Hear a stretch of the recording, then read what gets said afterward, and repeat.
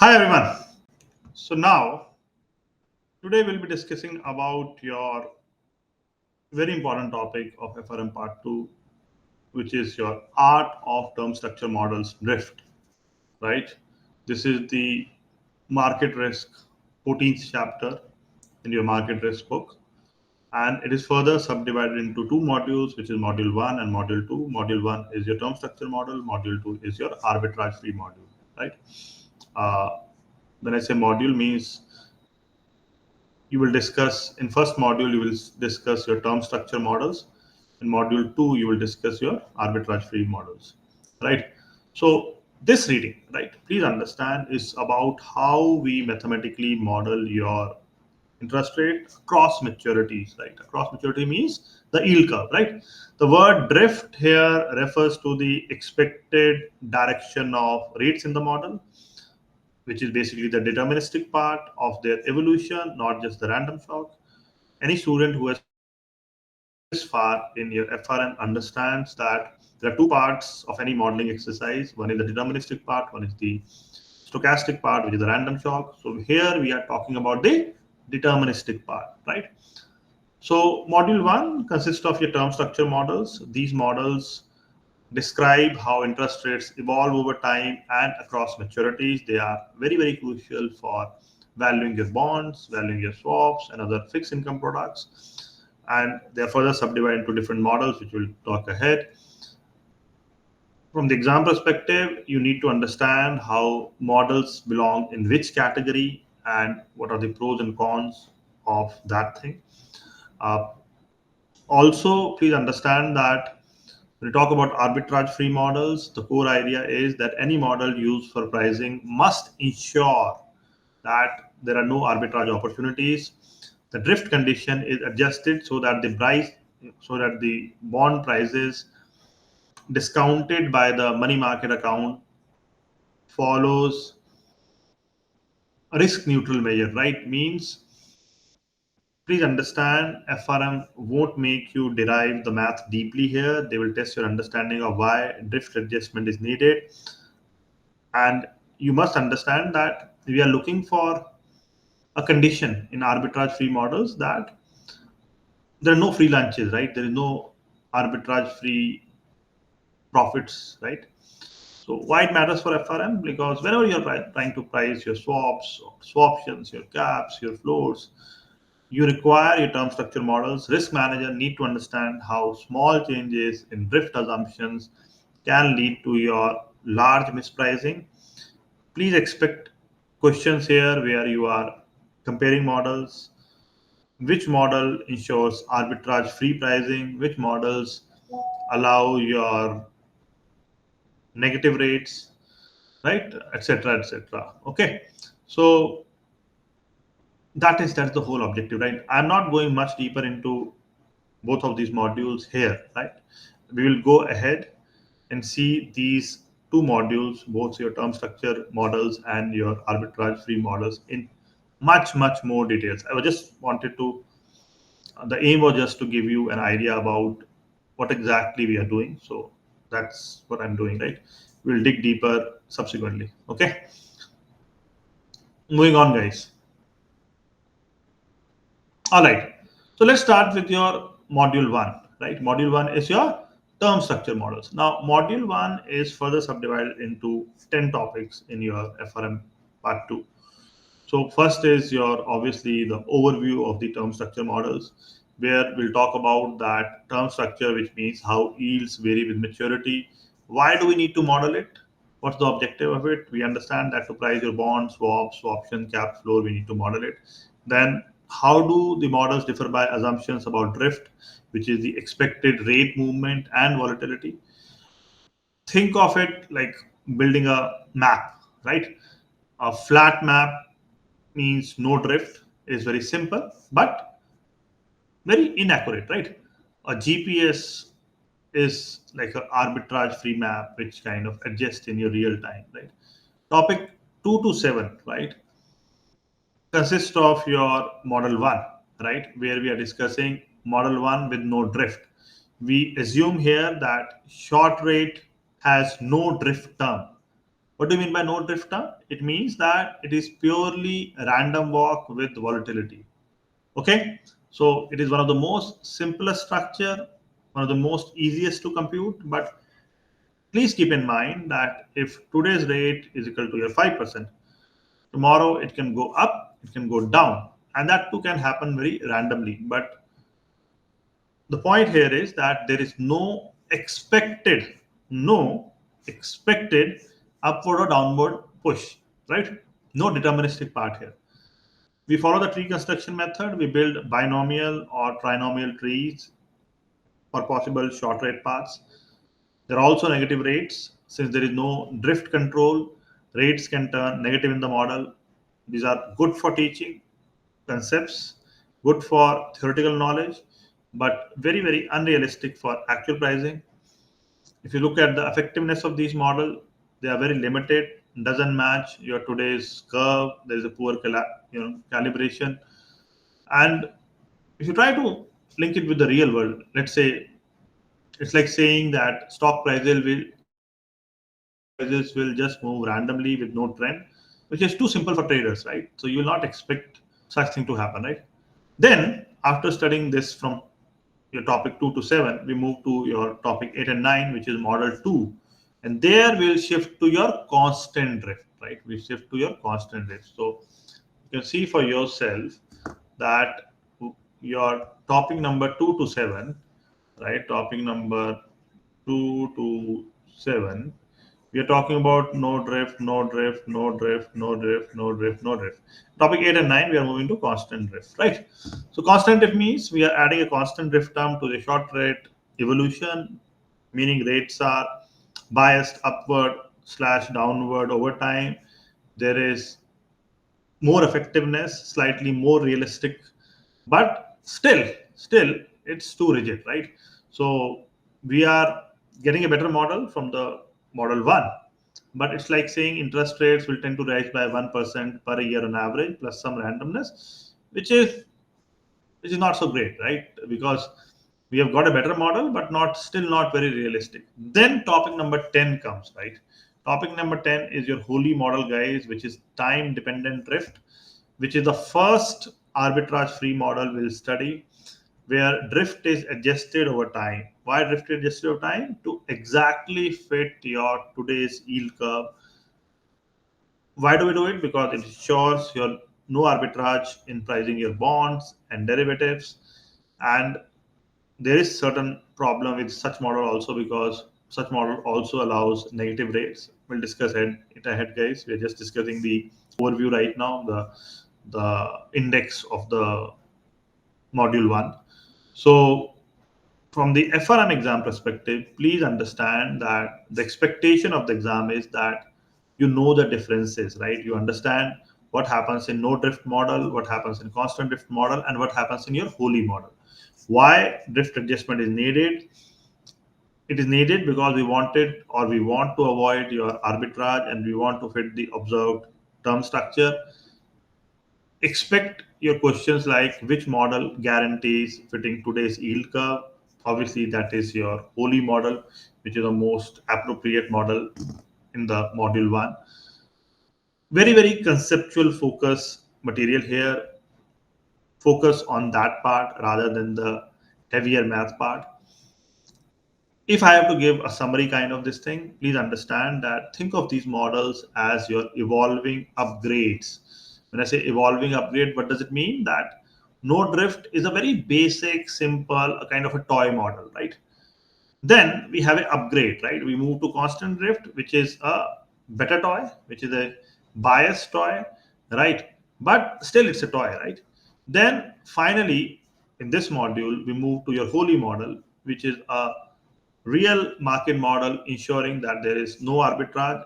That's the journey FRM wants you to understand. Okay, keep that in mind, guys. Right, I'm trying to break it down as simple as possible, so keep those things in mind. Right, moving on, guys. Okay, next part is topic 1, which is overview of term structure models. I think I have given you a little bit of that in the previous slide. Here we talk about that the purpose of this model, right? These models describe how your short-term interest rates evolve over time, right? Which is very important to essentially price your bonds, which can be your spots and forward prices, your options on bonds, your other derivatives like swaps, options, caps and floor. Now the question comes to mind is that why we are focusing on your short-term interest rate? Like what's the logic of why there is so much of love for your short-term interest rates? The point here is because the concept in finance is that if you can model the short rates effectively, you can derive the entire yield curve, right? That's the basic point, right? So when we go into different categories, right, when we try to models, things using different assumptions, right, please understand we have something called drift, right? We have like model one, no drift, model which is have a constant drift, then time dependent drift, wholly, and the mean reverting drift, which is Vasicek, right? So what is drift, right? The first question comes. Drift, please understand, is the expected directional movement of rates. Different model assumes your different types of drift. I've told you, right? This is the deterministic part of the model. The stochastic part is the random shock. Now, in model one, when we say no drift, what does it mean? It means that there is purely random movement. Think of it like a drunk person's walk. There is no bias on the upward, there is no bias on the downward. Very, very simple, but kind of unrealistic, right? It can generate your negative rates, but overall it's good for learning structure, but not good in the practical scenario, right? So that's the point here. Again, we'll go deeper, guys. Just it's an overview of the term structure model I'm talking about. Some things are getting repeated again and again, guys. As a finance student who's studying for FRM Part 2 exam, please understand these things must be understood deeply because these are things which will test in an exam, right? Then we have constant drift. Constant drift means you are adding a fixed bias, means there is always, you will say that okay, there is always a tendency to increase by 1% or decrease by 1%, right? So slightly more realistic than your no drift, but still too rigid to match your actual yield curves. It is like saying that your inflation ensure rates rise by 1% each year on average. You don't get much idea, right? You get a better model, but it's not a very precise model, right? Third one is time dependent drift, which is a holy model. Drift is adjusted at each time step. Each time step. That's why it's called your guys time dependent drift. We'll see that in detail ahead, guys. Don't worry. It ensures no arbitrage. What is the issue with this? That there is still an issue which existed with other models which were before this, that it can still allow your negative rates, and negative rates are rare, right? So we don't want negative rates. And last, we have your mean reverting drift, which is your Vasicek, where drift pulls rates back towards a long-term mean. Like it's like pulling back things to a constant level, prevents rates from drifting endlessly up or endlessly down. More realistic, reflects your economic forces, your central banks, your inflation expectation, but it still allows your negative rates, right? So again, there is certain advantages, but disadvantage of also that it allows your negative rates, right? If you want to think about mean reverting drift, think of it like stretching a rubber band, right? If rate goes too high or rates go too low, the band pulls them back to a kind of a normal level, right? So what do we need to focus here for the exam? Please understand for the exam, even though it's an overview, you have to recognize which drift assumption belongs to which model, understand the limitation, negative rates, then poor collaborations, your arbitrage, right? So that's we have, right? So poor calibration is also a big problem, right? FRM will test your conceptual differences, not the deep math here, right? All right, guys. If I have to put a few word summary here, please understand that these four models I told you, right, are catering for different aspects, right? we are moving from very simple model to a better model, then more sophisticated, and then the most sophisticated model. Okay, now let's dig deeper, guys. All right, so let's start with your model one, which is your no drift, and we'll give you an overview. Here, this is the most simplest short rate model, and FRM expects you to grasp the intuition more than the math I told you, right? So we have your general form, which is dr is equal to sigma dw, right? This is the general form I'm talking about. When you look at this general form, right, please understand dr is your change in your interest rate in a small time step. Sigma is your volatility of the short rate in the annualized form. DW is the random shock. Now, please understand that when you talk about DW, right, the random shock, please understand the random shock is generally given in your such kind of models in a normal distribution, and you take your represented by a 0 under root dt. This is the first thing which I want every one of you to understand. Let me write with different color, because this is a very important thing to understand. How the random shock is written. It is 0 comma root dt, right?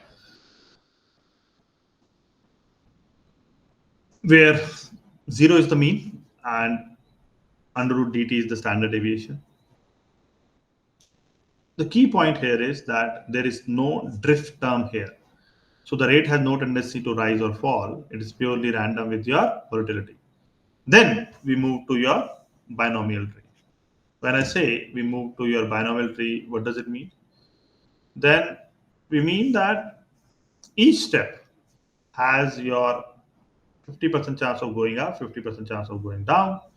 And we use the recombining property, right? We use the recombining property, right? The recombining property means you understand that if we are using up, then down, right? Your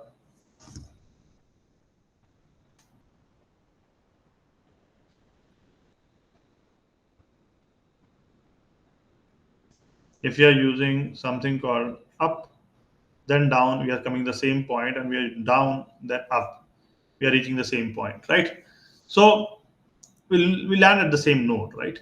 So that is also a very important recombining property we should keep in mind. And then we should also remember that probabilities kind of stay constant in different time steps, right? Across your time.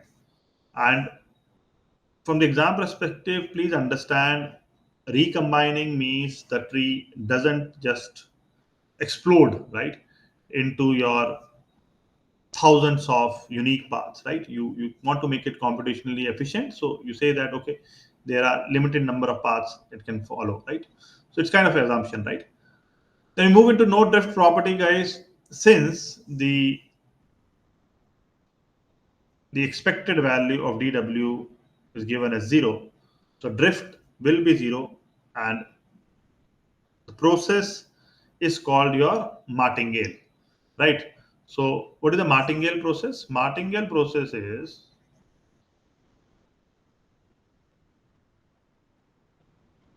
that your expected next rate is equal to your current rate. Okay. When you have a no drift property, that is what we are getting, right? And then we keep in mind the standard deviation of the rate, because dw has a standard deviation of your root dt, which I told you that this is an important thing which you need to know before we start. The volatility of the rate, right? The volatility of the rate. The volatility of the rate becomes your sigma root dt, right? This tells you how wide the short rate can swing in your one time step. That is why you have this now, plus sigma dt minus sigma dt plus 2 sigma dt, 2 sigma root dt minus 2 sigma root dt, right? So in this tree, right, you can see that at time 0 you have rate r0, at time 1 step your rate is r0 plus minus sigma root dt, at after 2 steps we are looking at r0 plus minus 2 sigma root dt, etc. So all these paths recombine in the middle. From FRM exam focus, please understand that you should be able to explain why this is called your no drift. Identify your key features, which are symmetric up down moves. Identify your recombining property, recombining trees. Identify there is only volatility driven. Volatility driven means this part, right? Recognize the limitations that it cannot fit today's yield curve, right? Understand that it allows for your negative rate, right? So allows for negative rates. This is a common property, guys. Allows for negative rates, which is for many models. I'll tell you where it doesn't exist, but it allows for negative rates, right? And cannot fit today yield curve, right? Please understand the advantages, disadvantages of each model. Cannot fit your today's yield curve.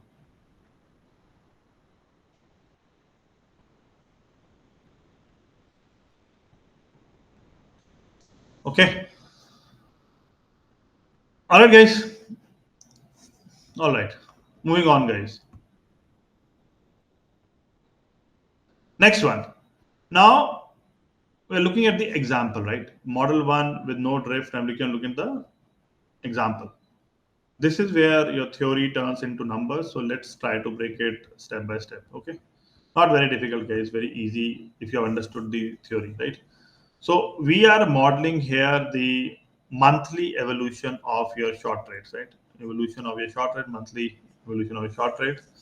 Initial short rate is 6%.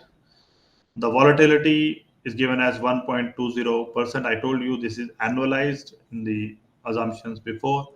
Your time step is your dt is given as 1 by 12 because it's monthly. So this is like we are trying to figure out that let's see how your 6% short rate evolves in 1 month under your pure randomness. Please understand this point, what we are trying to do.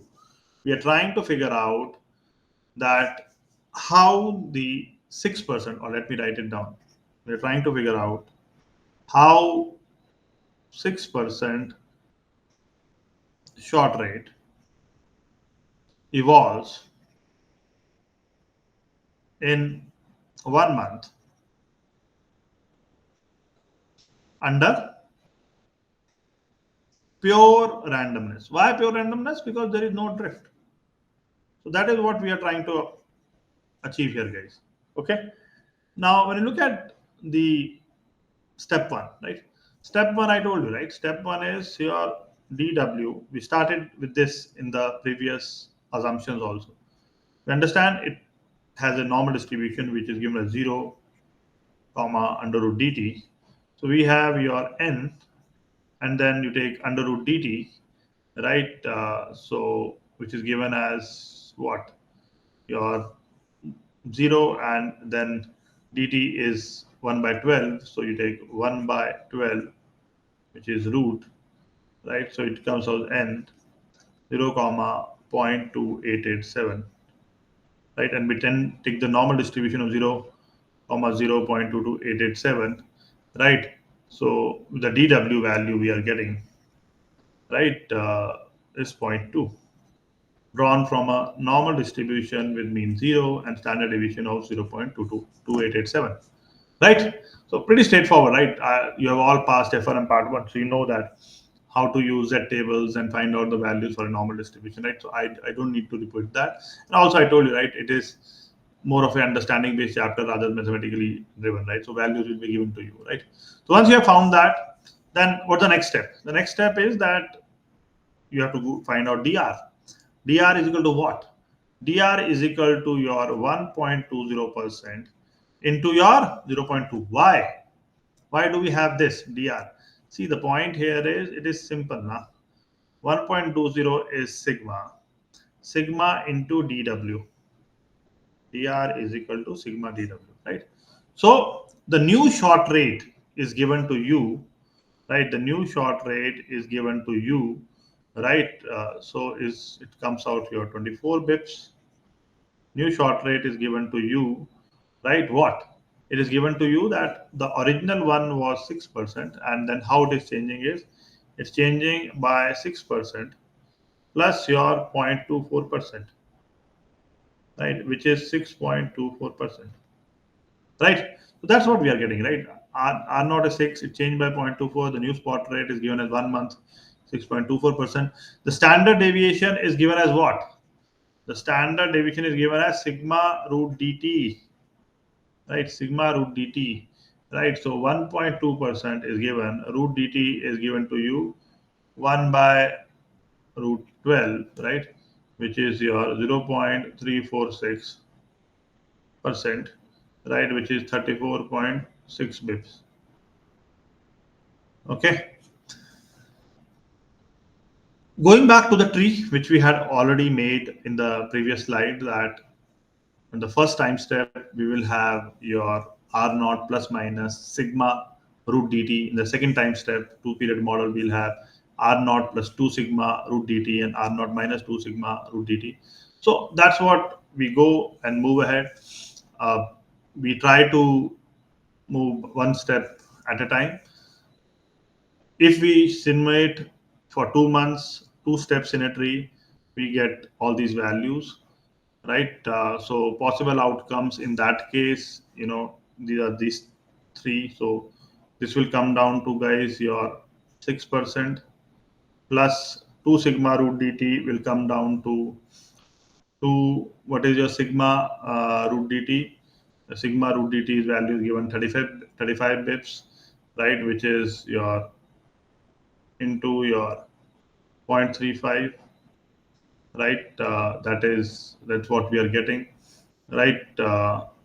If I, or you want to take 34.6, you can take that also. I'm just approximating, guys. Then your R naught is obviously 6%, and next one is 6% minus your 2 into 0.35, right? I've just taken 35 because I've approximated, right? You can take exact 34.6 also, right? So not very difficult, guys. This is a discrete binomial model. Outcomes are finite. You can see only three outcomes: 1, 2, and 3, right? As you add more steps, it become more reliable, more periods. But keep in mind that the distribution of terminal rates converge to a continuous normal distribution that we have studied in FRM part 1, that when we add more step, it becomes more like a normal distribution. So from the FRM exam focus, please understand that we need to understand how dr is calculated using your sigma and your dw. Be comfortable with your tree outcomes, which I have done here, which are your up movement, down movement, your recombining property.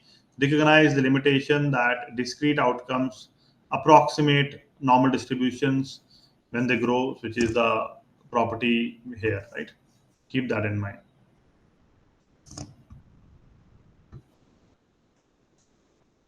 Okay, very simple, guys. First model, very simple.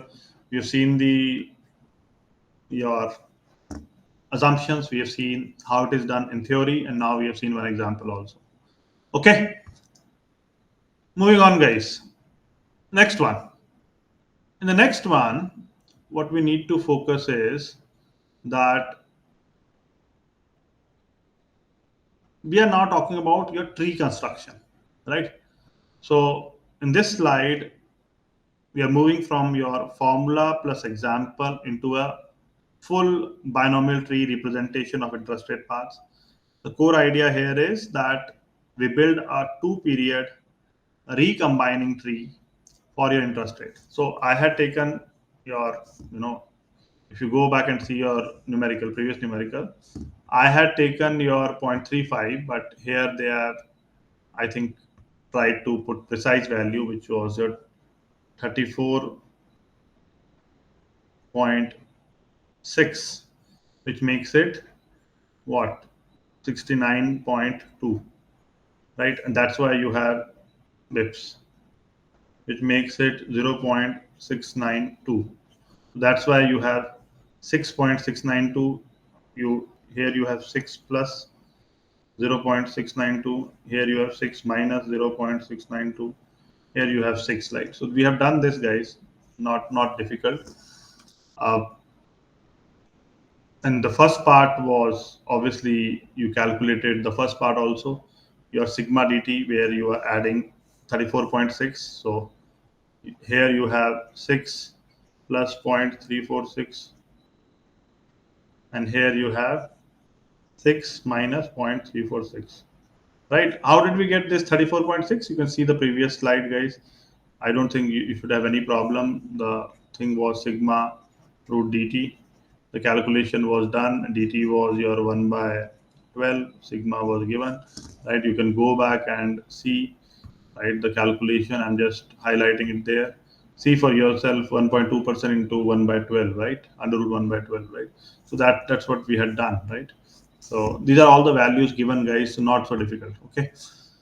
So here we are just combining, right? We are doing the tree construction. We are looking at the core idea that if we have two period recombining tree for your interest rate, then we are looking at recombining part, right? We are looking at the recombining part. And when we are looking at the recombining part, again, the same thing, right? That if we move the up and then down path and we move down and then up paths, we are reaching the same level. No drift means the middle node or the next node is always equal to the initial rate. So expected rate stays kind of flat over time.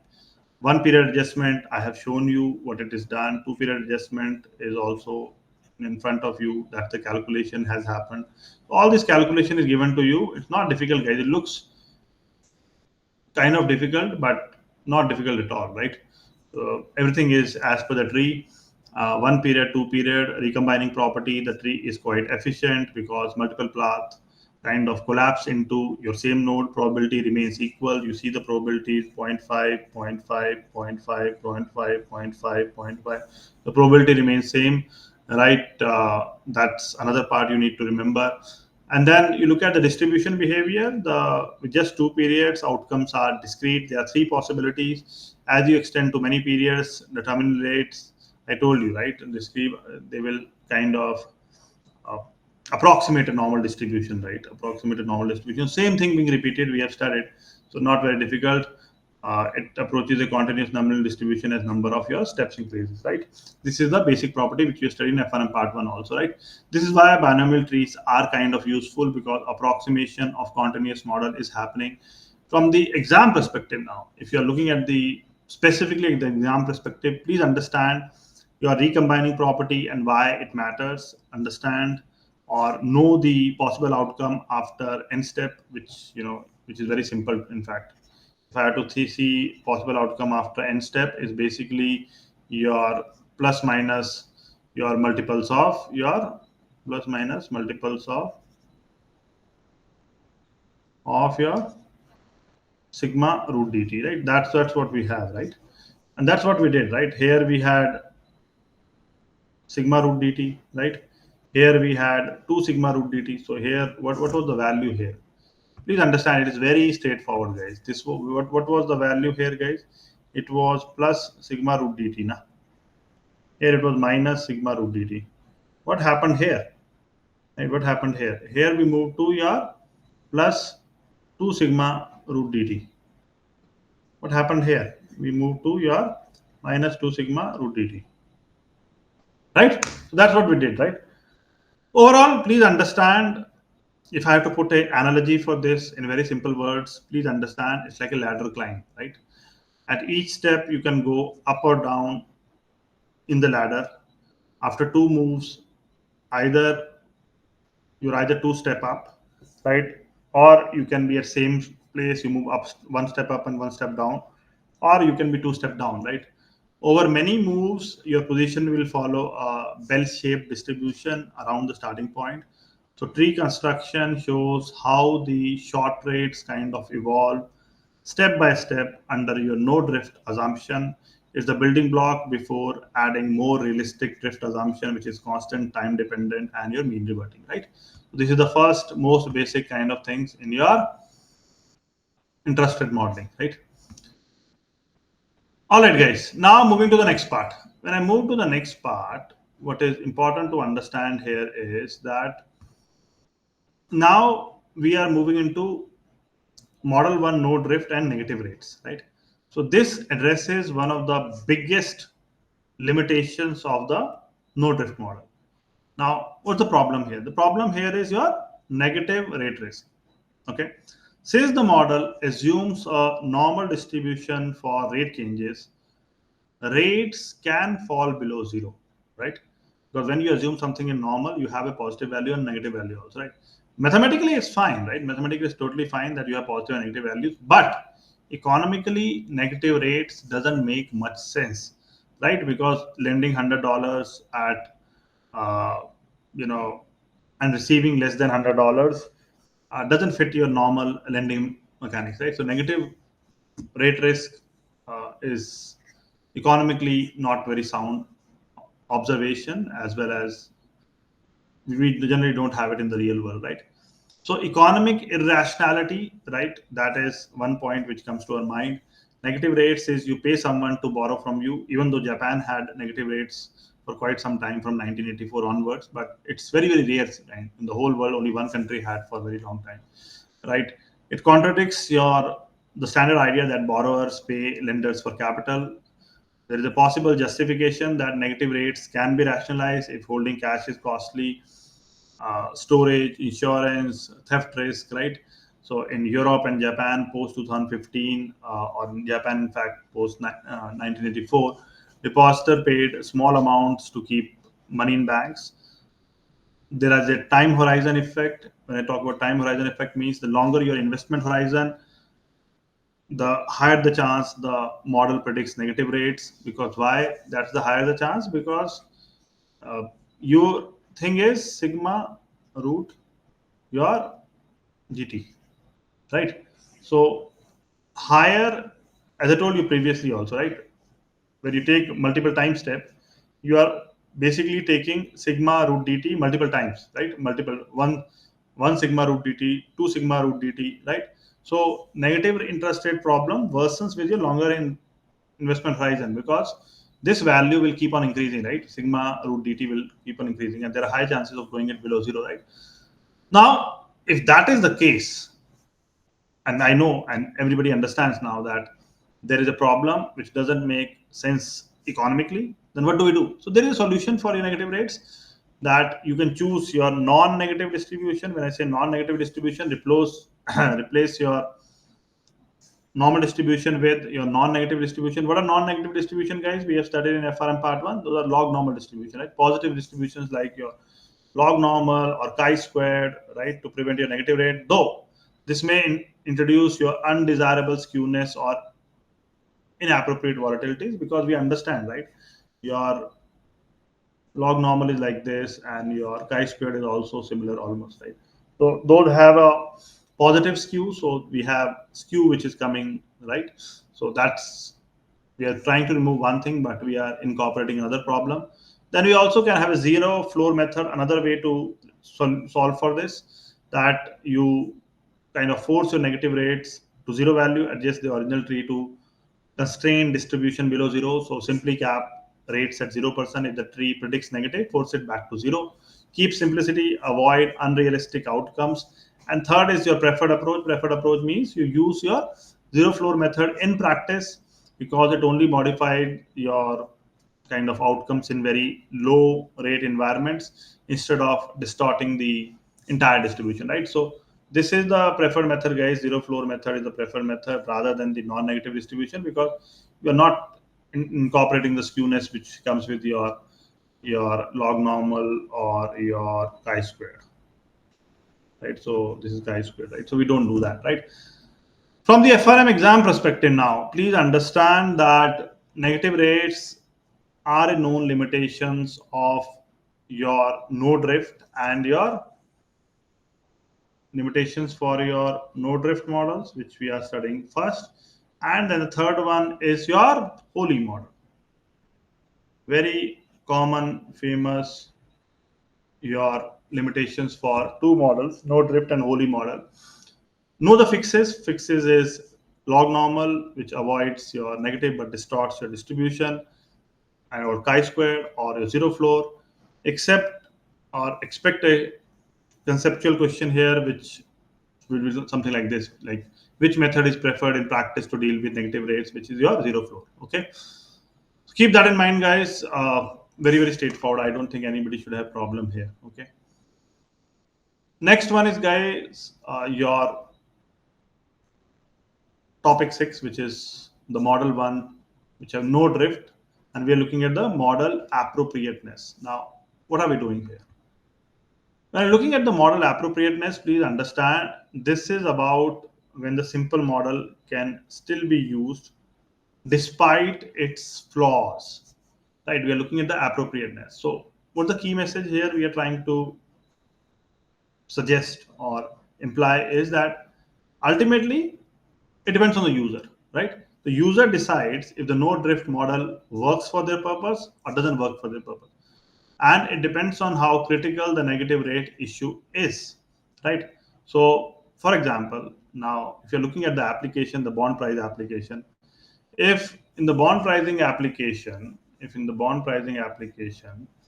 coupon paying bonds rely on your average rates over time. A small probability of negative short rates won't drastically kind of distort your valuation, right?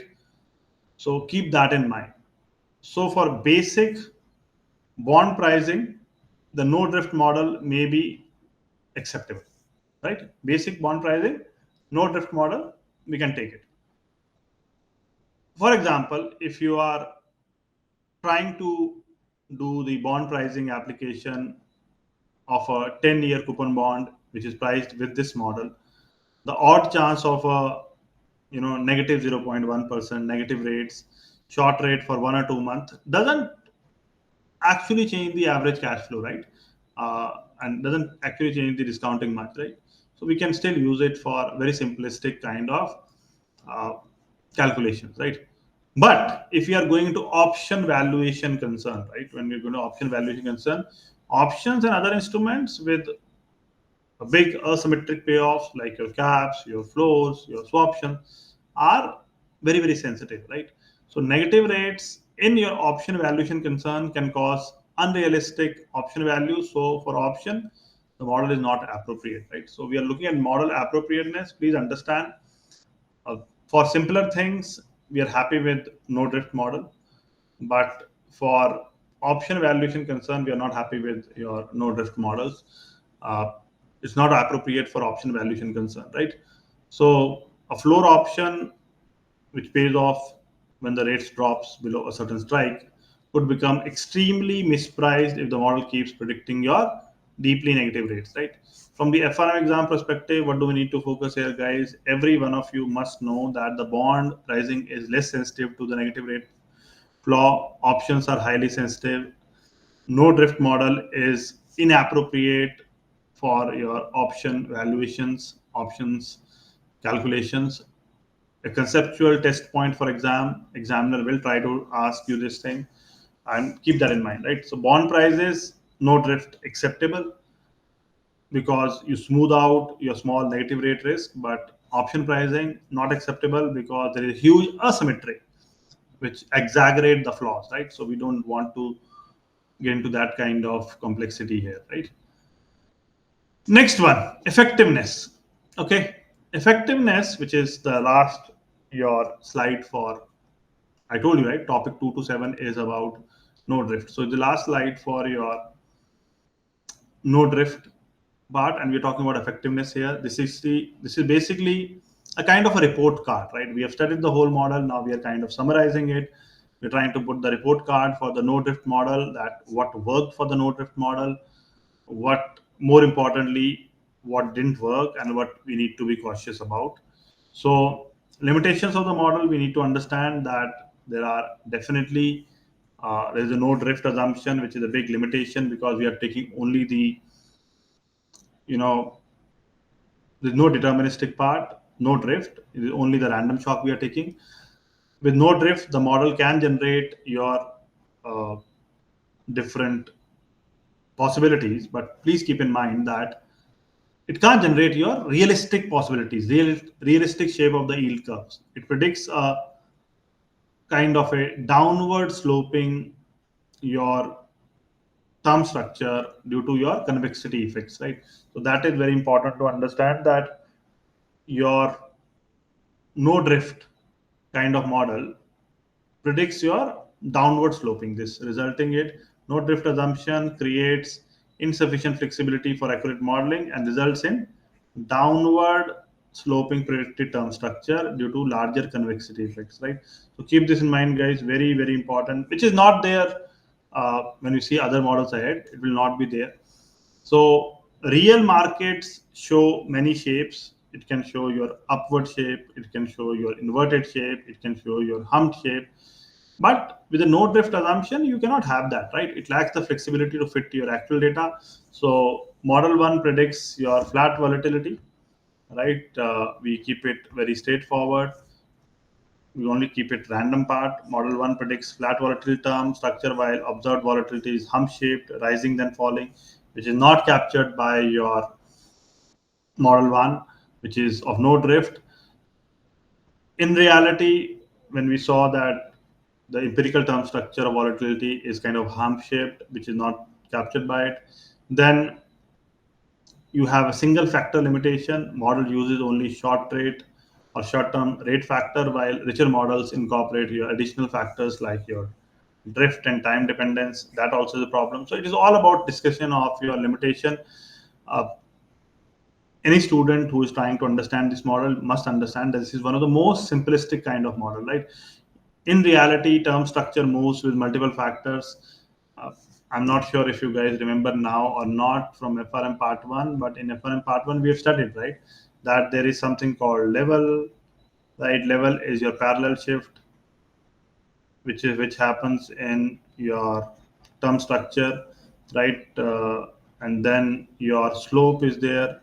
Slope, what happens is it is steepening, your flattening, right? So that is there. And then you have curvature, right, which is humps. Okay. Okay. So we have all these things which are not captured by your no drift model. Okay. Then we have a parallel shift problem, which I told you level, right? Parallel shift problem. The no drift assumes all rates move together. You have parallel yield curve shifts, right? In reality, right, yield curves moves in your non-parallel, right? In reality, yield curves moves in non-parallel way. So that also is not being captured because we assume only parallel shift, right? This makes the model very unrealistic for risk management, right? Overall, please understand, when you're specifically focusing on exam, know the main weaknesses that I told you. One is the downward bias, right? This is one weakness, very, very important. Then the second weakness is flat volatility. That is very important, right? The third is your single factor, and fourth is your parallel shift, right? So all are very important, to be fair. Exam may give you a question like, which of the following is a limitation of the no drift model? So all of the four you should remember. Uh, Bottom line is that the no drift model is a very good teaching tool. It's a very good theoretical concept. But if you think about it as a trading tool, right, it's too simplistic for a real world use case. It gives the foundation for more advanced concept, but it's not actually useful in the real world. It sets the foundation, but not actually useful. Okay. Moving on, guys. Next is your constant drift, right? So we have finished your first, you know, you know, discussion. Now we are moving into the next discussion, which is your constant drift. Okay. When I talk about constant drift, right, what is important to understand is that what was the motivation to get into your constant drift, right? What was the motivation? The motivation here was that this is the next step after your no drift where we add a deterministic trend, right? Now, why did we add a deterministic trend? Because in reality, yield curves are often your upward sloping, right? Yield curves are upward sloping. Okay. Now to capture this, right? Yield curves are upward sloping. To capture this, we have model 2, which adds a constant drift, your lambda, a positive push to rates, right? So we are capturing the upward shift. dr is equal to lambda dt plus sigma dw. Okay. Why we are adding it? Because in reality, generally, yield curves are often upward sloping. Think of your lambda as your risk premium for longer horizons, right? Risk premium for your longer horizon, right? Risk premium for longer horizons. Okay. The model 2 equation is in front of you, right? So positive risk premium associated with the long term horizons. Sigma dw you already know, which is random noise, same as your model 1. Now rates are expected to rise slowly over time, not just wander randomly. Okay. Since the rate are expected to rise in this case, right? Please understand this model does not suffer from your negative rates problem, right? We still have the same thing. We still have your recombining tree, which is computationally very efficient. We still have uh, the center shift upward at each step. Why is the center shift upward at each step? Because at each step we have sigma root dt to sigma root dt, right? So there is a shift which is happening upwards. So the middle node now is no longer equal to R naught. So means it is no longer martingale, right? As it is no drift, right? Martingale, I told you, right? Where the next rate is equal to the previous rate. And the example is given in front of you, right? R naught is 5%, lambda is given a 0.24%, sigma 1.5, dt 1.1 by 12, and dw 0.2. Very simple, guys. Very simple. Only thing is everything is similar. Only thing is that we have to add your sigma dt, right? That's the point we have to add. Sorry, we have to add a lambda dt, right? That lambda dt is the additional concept which is coming into this now. And when you look at your lambda dt, right, that's the calculation we keep in mind, right? The drift term increases by lambda dt in each period, making the yield curve upward sloping. The tree recombines at time 2, but the rate at the middle node is greater than the original value. The intuition which everybody of you need to keep in mind is that drift term is equal to expected change, right? Drift term is your expected change, which is the biased upwards, right? This is the drift term, right? Earlier there was no drift, right? This is a constant drift, right? This is the drift term we have incorporated, right? It is a bias on the upside we have. Volatility is the randomness around that trend. The longer the horizon, the bigger the drift effect. Therefore, the yield curve slopes upward. Recognize the formula. That's very important from the exam perspective. Know the tree remains recombining still, but middle node kind of shift upward. I think I have laid out the formula very clearly. Also understand that here the lambda dt captures your risk premium, which I have written this positive risk premium, and this part explains your upward sloping term structures, which is very common, the most common out of the three scenarios. Overall, also understand that it is still too rigid, right? It still can't be used to fit your actual curve shapes exactly, right? So keep that in mind. If you want to build a very intuitive understanding here, think of it slightly kind of moving upward kind of thing. With no drift, you wander randomlessly or randomly ending up where you started on average, right? With constant drift, every step you are gently pushed up, right? So constant drift model improves realism, becomes better than your no drift, but again, it is still oversimplified, which is not very great, right? So that's what we have. But again, you don't need to worry too much, right? It's quite easy. Next one, guys. Next one is your model to constant drift effectiveness, right? Same thing, right? Which we did in the earlier, right? We're looking at the effectiveness now. In this slide, we are comparing how much better your constant drift is versus your no drift. But also we'll point out its weakness, right? So strength, obviously, right?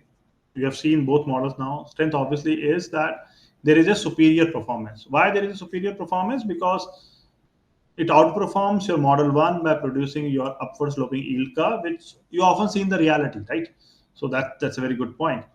It better reflects your the fact that longer maturities usually require higher yields and higher risk premium. That's also a very economically sound agreement, right? There are calibration benefits. Calibration benefits means you can adjust both R naught, which is initial short rate. You can adjust your drift, which is your lambda, right? This flexibility allows you to fit the observed term structure better than your no drift model. So very, very nice, right? Better calibration effects, calibration benefit. If let's say you're looking at a 10-year yield is much higher than the 1-year yield, you adjust your lambda, it helps you slope the model appropriately, right? There are certain weaknesses also which we need to keep in mind. Weaknesses are that there is a high drift, right? These two last two are weaknesses, guys. There is a high drift concern. High drift concern means if you interpret lambda purely as the risk premium, it may come out you're too large, right? It can be relatively very, very high. In the calibration, this could exaggerate the upward slope and give you kind of unrealistic result, right? So you need to be very clear that what kind of drift you want to incorporate. And then the combining or combined interpretation, you look at that you have a better approach to view lambda as your combination of your expected rate change, which is the economic expectation, and your risk premium, which is compensation for long horizon. This makes the model very, very your intuitive, right? So viewing drift as a combination of risk premium and expected rate change suggests rates increases over time, which is more appropriate for short-term analysis. Guys, please remember this is asked in exam sometimes. So just have an idea that you flip your mind, right? You look at the same thing in a different way. You say that okay, let's not view only lambda as upward sloping or the risk premium. Rather, view lambda as your risk premium plus expected rate change, right? So you are putting it in a much better way, right? You're putting it in a much better way that your lambda should be viewed as a combination of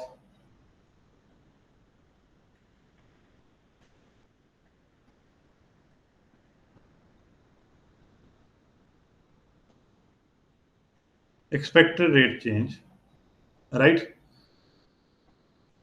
Which is your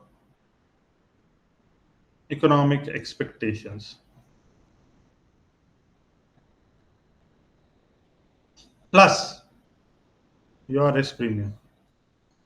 This premium is compensation for your longer horizon, right? So you're flipping it, right? You're saying that okay, let's view it differently, right?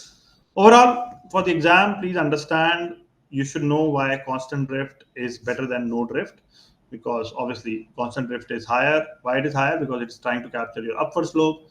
Remember, it's still a very simplistic model. It might be an improvement over the no drift model, but it's again a very simplistic model. Can't capture your complex shapes like your humped yield curves, right? That's also a very important point. Can't capture, I'm writing it here, can't capture your humped yield curve, which we discussed in the previous slide, which no drift was also not able to capture, right?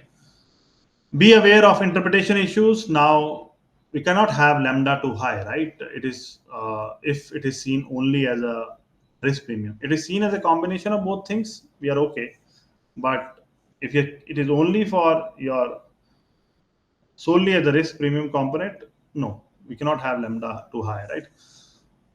Think of it like upgradation or upgrading your previous simplistic model.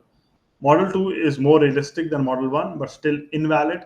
It's a stepping stone towards arbitrage free model, which is the next model we study in the form of holy model, right? Next one, guys. Next one is your holy model, guys. Holy model is a time dependent drift, one of the first arbitrage free short rate models that FRM loves to test. And let's try to break it down, right? So why holy, right? Why do we need holy model? Basically, model 1 and model 2 were too rigid, right? Either you had no drift in the no drift model, or either there were constant drift, only your upward sloping, right? Now, the point here is that markets show your changing yield curve shapes, which can be upward, downwards, flat, inverted, whatever, right? So, Holy model tries to solve this by letting your drift varies over time, right? And that's why you incorporate your T here, right? What we are doing is dr, right? Dr is equal to lambda T dt, and then your sigma dw. Earlier there was only lambda dt, now number T dt, right? This incorporation or this putting of T in the model allows the model to fit today's observed yield curve exactly. When you look at the tree properties, obviously the properties are same, right? You have the recombining tree, which you saw in your efficient models, like your model 1 and 2. You have calibrated your drift values, lambda 1, lambda 2 are calibrated to meet or match your observed market yields, can handle your downward or flat yield curves too, improves your multi-period pricing accuracy essential for derivatives, right? If you look at the interpretation of this part, if your lambda t is greater than 0, right, for your early periods, right, basically curve slopes upward. If lambda t is less than 0 later, curve can slope downward.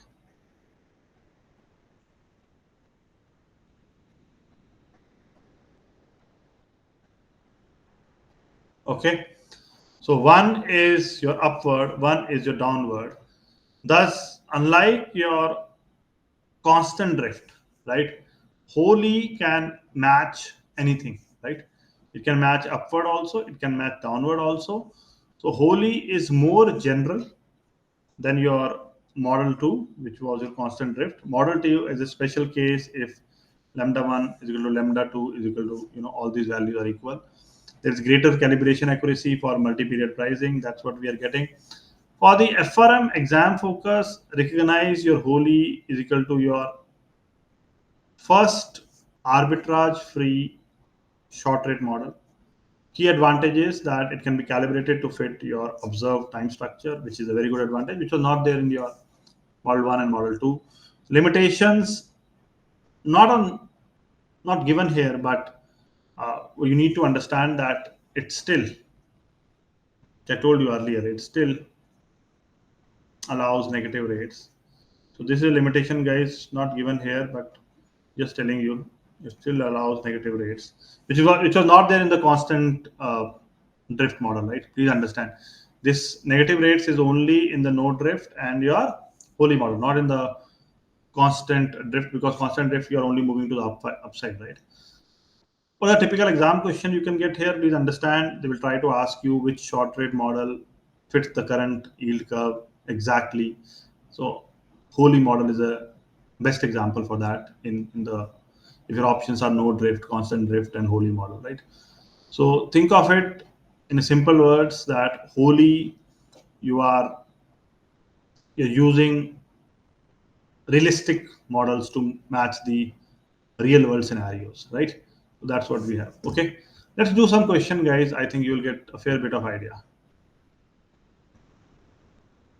Now, in this question, what we are trying to do is that we are saying that using model 1, assume the current short term interest rate is 5%, annual volatility is given as 80 bips, and DW, a normally distributed random variable with mean 0 and standard deviation of root dt, has an expected value of 0.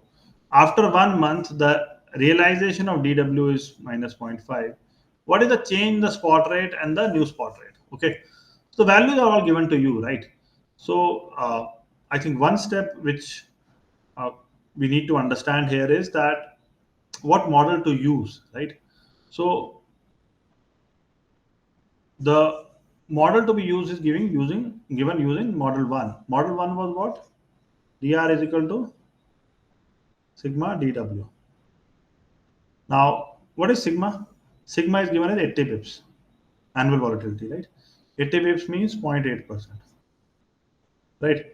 Then you have dw. Dw value is also given to you, minus 0.5, right? So this gives you minus 8% into minus zero point 0.5, which gives you minus 4%, right? So the change is your minus 40 bips, right? Which is okay. So we have option 1 and 2 now, right? So that's what we are looking at. Then the next part is you update the spot rate. So your R new is equal to R naught plus your change dr. Dr is given. So R naught was given to you 5%. So 5% minus 0.4%. This brings to your 4.60%. Right. So this is the option, guys. Right. This was not negative, so I think it was very clear from the first go itself that this is the option, not the A, not the C, not the D. Right. So the option is B. Okay.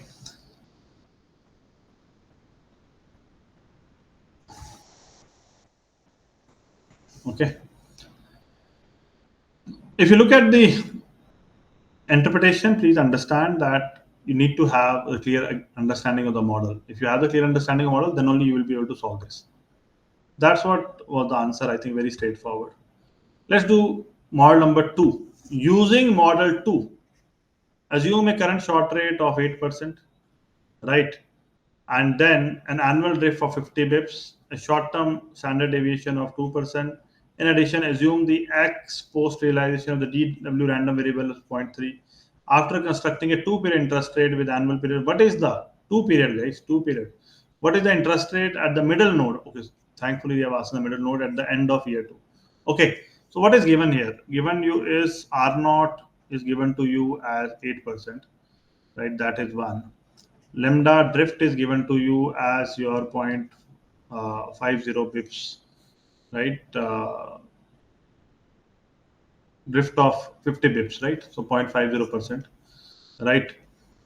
Then your volatility is equal to sigma is equal to 2, right? DW is equal to 3, realization of your random shocks, right? Which is given to you, right? In fact, zero point 0.3, right? DW is equal to zero point 0.3, right? DT is equal to your 1 year because you are looking at the middle node, right? At the end, sorry, it is 2 years only, right? Your one time period is 1 year, but the middle node of year 2, right? Asked is rate at year 2, middle node in a two period recombining tree, right? Model number 2, what was it? Model number 2 was given to you, dr is equal to your lambda dt, right? Lambda dt, right? Again, we have to add the constant drift, lambda dt, plus your sigma dw, right? Sigma dw. Now here you have the drift term which determines your upward push. You have middle node which cancels the random shocks, up then down and down then up. We're looking at middle node, right? So the middle node only your drift matters, right? Middle node only the drift matters, guys. The random shock will get cancelled now because we have seen now, guys. You go up then down. Go right. If it would have been model 1, then we didn't even have to calculate, right? We didn't even have to calculate because this value, this value is equal to this value, right? So then it would have been very straightforward. But here, since we have a drift term, so we need to calculate. So we understand that it goes up and down. So your, the middle load cancel the random shocks. So only lambda dt, which is there,